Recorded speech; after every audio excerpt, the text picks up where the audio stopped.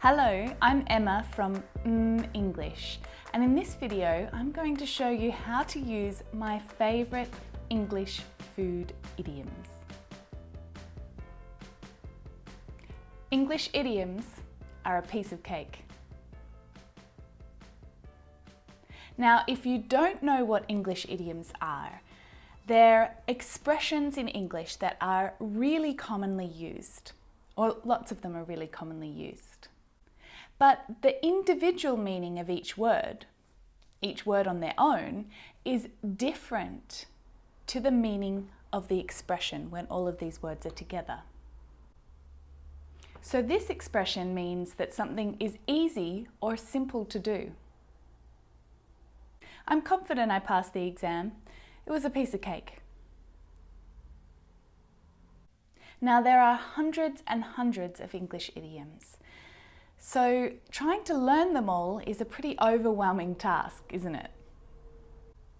Even just knowing which ones to focus on, which ones to try and learn, and which ones to use.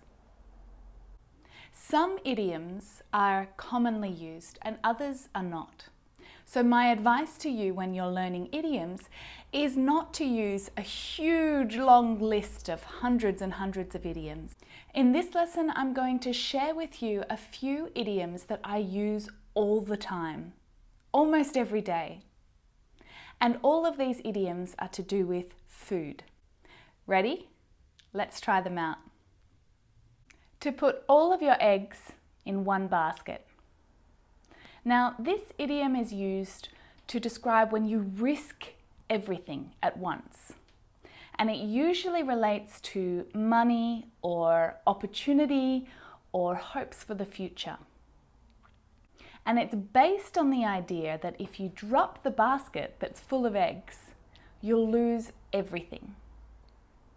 Perhaps it's a better idea to put your eggs in a few different baskets so that if you drop one, you'll still have some others. For example, while my brother trained to be a professional footballer, he also studied a degree in engineering because my dad told him not to put all of his eggs in one basket. Or, my uncle invested all of his savings into a company that went bankrupt. I don't know why he put all of his eggs in one basket. To be in a pickle. We use this idiom when we're in a difficult situation or we have a problem. And it's often said to be in a bit of a pickle, especially when it's not a serious problem and you want to make it seem less serious than it really is. I'm in a bit of a pickle. For example, we're in a pickle, we've just locked the keys in the car.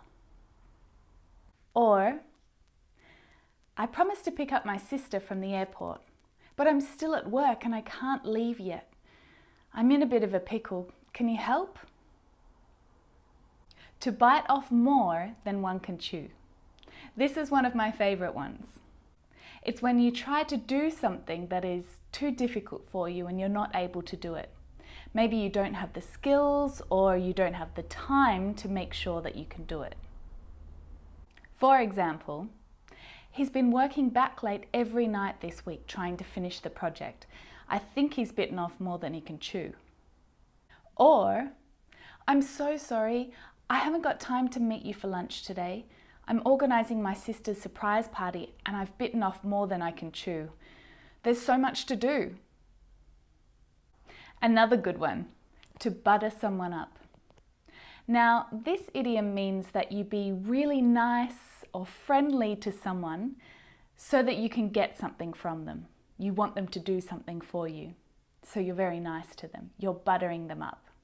Have you ever cooked your mum a really nice meal, or maybe taken her out for dinner and then asked her if you can borrow some money?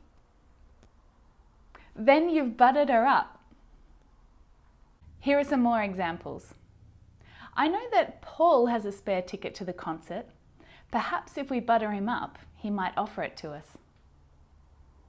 Or, He'll have to butter his boss up if he wants to take extra leave at Christmas. In a nutshell. Now this idiom is used to show that you're talking about something or describing something in a really simple way. You're not using many words. You're trying to be as clear and as simple as possible.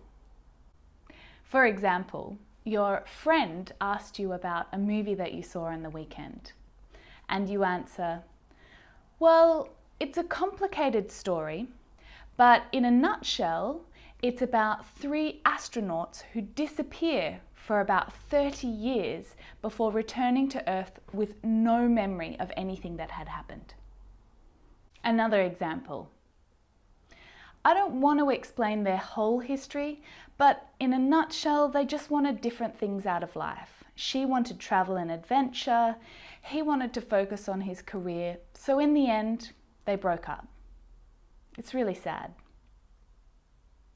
So they are my favorite English food idioms. I hope that you learnt a couple of new ones and maybe you were reminded about some that you already knew.